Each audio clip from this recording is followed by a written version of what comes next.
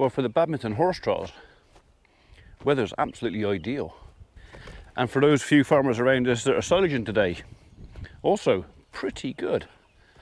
But for me, much as I enjoy a bit of sunshine, what I really want right now is some rain.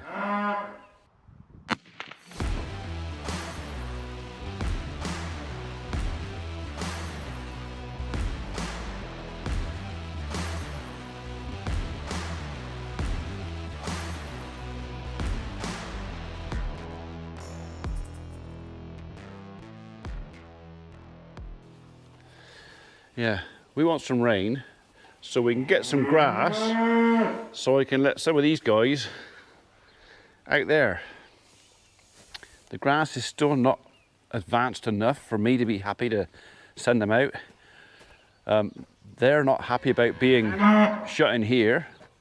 Can't say as I blame them, because I wouldn't be either. But if I lose my nerve and let them out too soon, it could well come back and bite me in the bum. We've got no rain forecast now for another 10 days. Yeah, and the grass is kind of a month behind where it should be. Excuse me, do you mind? Oh. Right, yeah, they're getting bored in there. Right, but you need a bale, so I better go and what? What, nosy? That's my knee, and you got a tongue like sandpaper. Hello, darling. Ain't you? Hey? Yes, you have. Don't step back. You'll walk straight into that. Right. Let's go sort of bail out for him.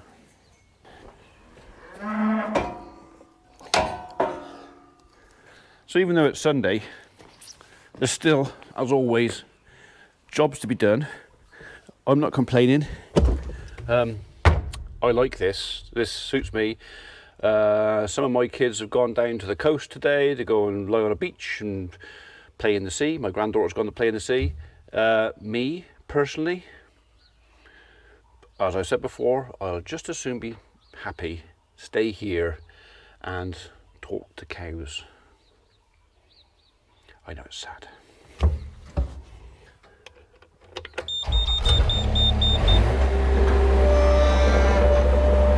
You staying out there or are you coming in here?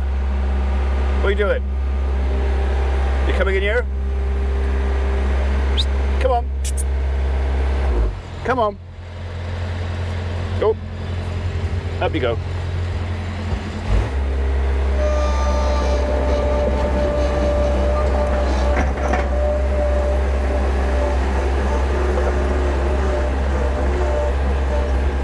So this will only take a few minutes to do.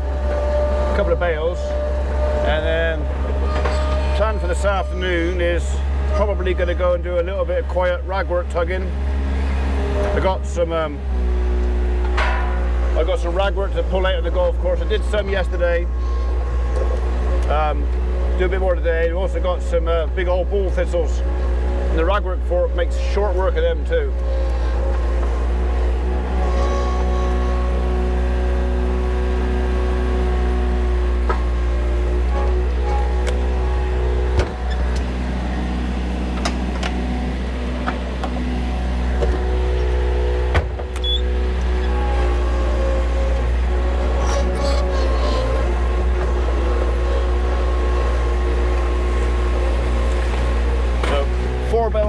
Haylage left, so it's definitely going to be another trip over to another farm this week, pick up some more.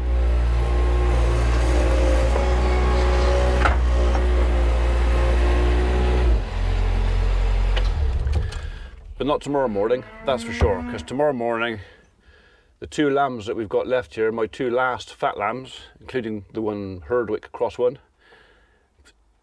they've got to start their final journey to my deep freeze and plate, especially the Herdwick. I don't think I've ever had cattle in. I mean, we're in May. I've never had cattle still in this time of year. I'm not saying they have to. I could let them out, but like I said, the grass is not not growing, it's not getting away. We haven't had enough moisture. In the last 6 weeks, I think we've had as many millimeters of rain. And it's, yeah, the ground's definitely suffering for it.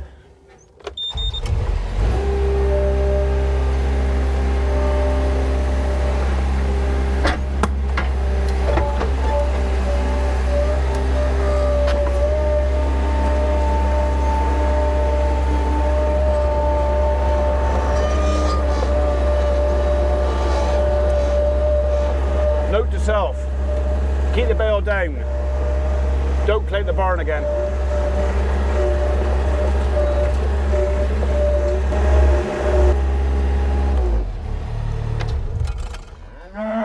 You know the score, go on, in you go.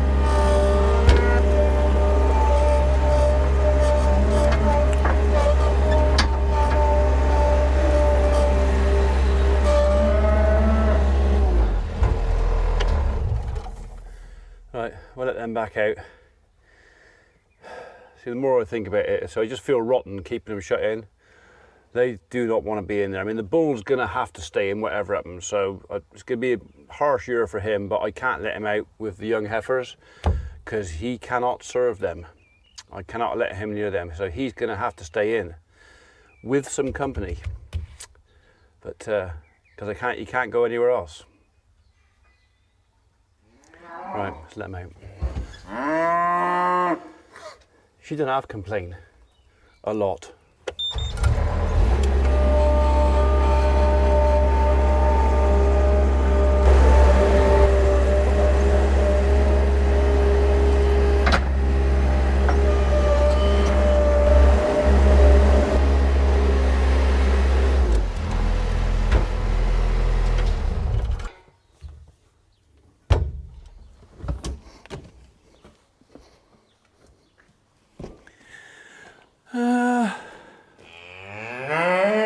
I'll take the net off, but do you know what? You guys can finish off some of that first, and you've still got some in the rung bale feeder over there too.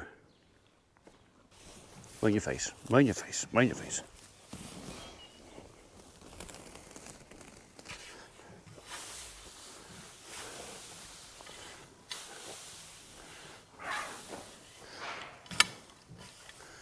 All right, you can have some of this one, okay. I reckon the last one was better though. Personally, greener. Mind your face. Oh, mind your nose.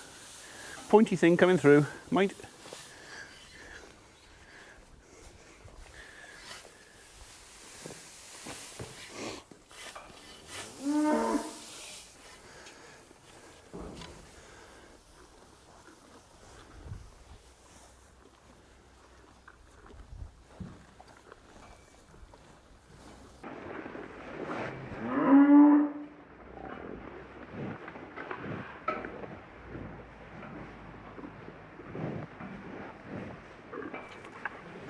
Right, we're going to need that.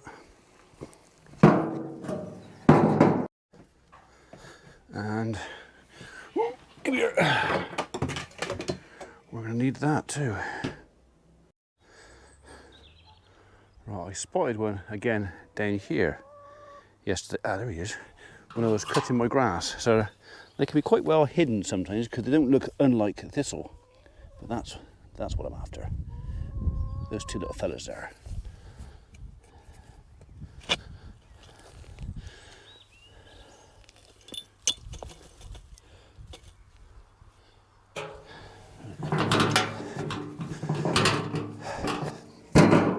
So if you've been with us a while, you may or may not remember when we bought the golf course 3 or 4 years ago.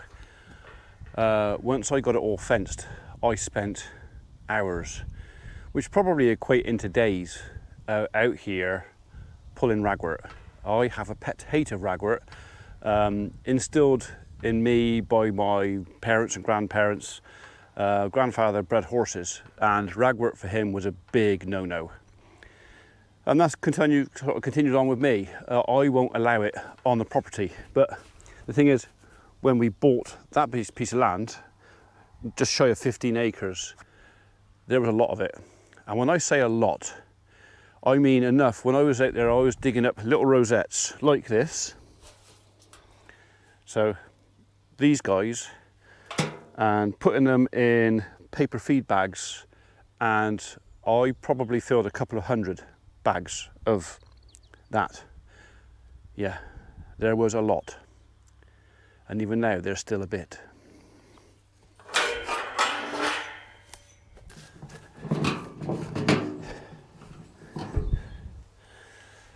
So I came out yesterday with the mower, did my paths, as I do every week. I mow the footpaths so walkers know where they are. There's no excuse for wandering off of them, and etc, etc.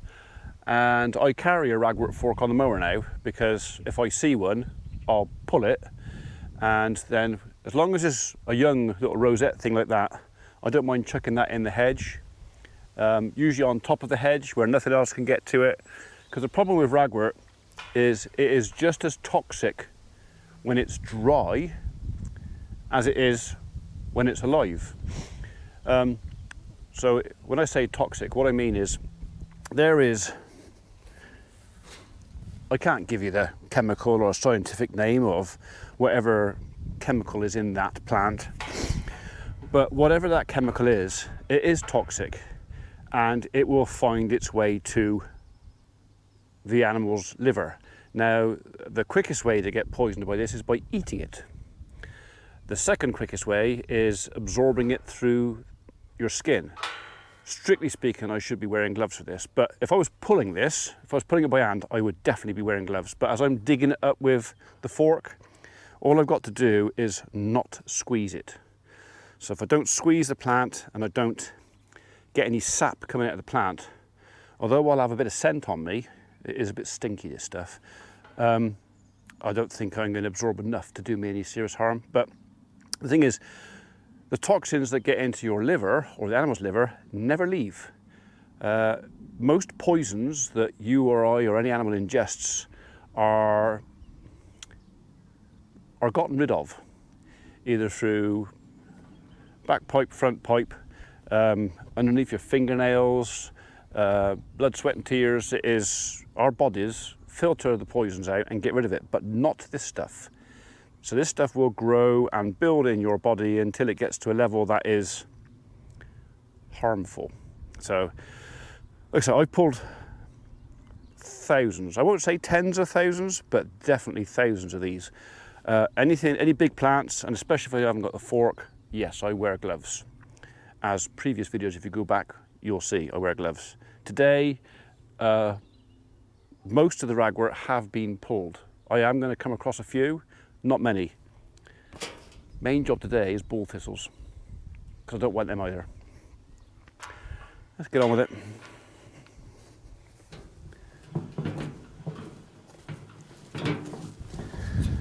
This is the main object of my exploits for today. You, and you, and you, and you, and you, and you, and you, and you, and you, and you. Bull thistles, I'll just dig them and leave them on top of the ground because they wither away pretty quick. And they're not toxic, they're just prickly. And all they do really, apart from being a nuisance, is they make all the grass around the actual thistle unavailable to the cattle because they won't go near it because it hurts. So I need all the grass I can get, and the last thing I want is that fella going into flower and then seed and then producing thousands more of that fella. Because as it stands, we've only got a few, and they're not going to cause us a great deal of issue as far as grazing is concerned. But if I let them seed and get away, that little tiny problem can suddenly explode into a massive one. So yeah, prevention, better than cure.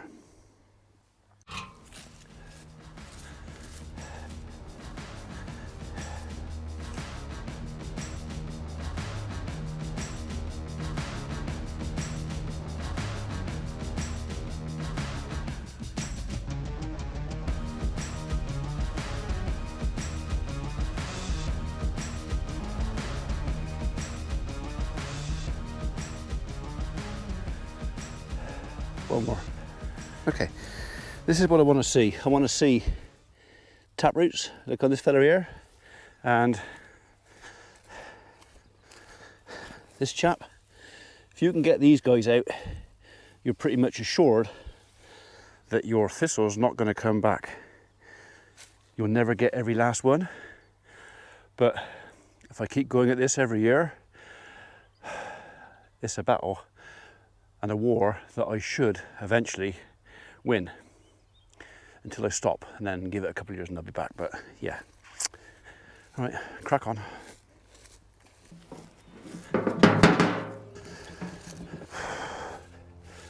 Oh, that took a bit longer than I thought it was going to. A pretty slim pickings on the ragwort. I'm not complaining about that. I'm quite happy. There's only a few. It kind of means that the last 2 years worth of digging them up constantly is working. The bull thistles, mind, I don't know, about 250, maybe 300 I've dug up.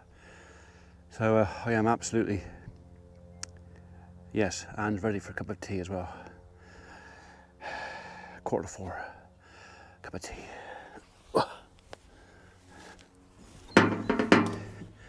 Yeah, someone met me at the gate down there and decided they wanted to lift back up instead of walking.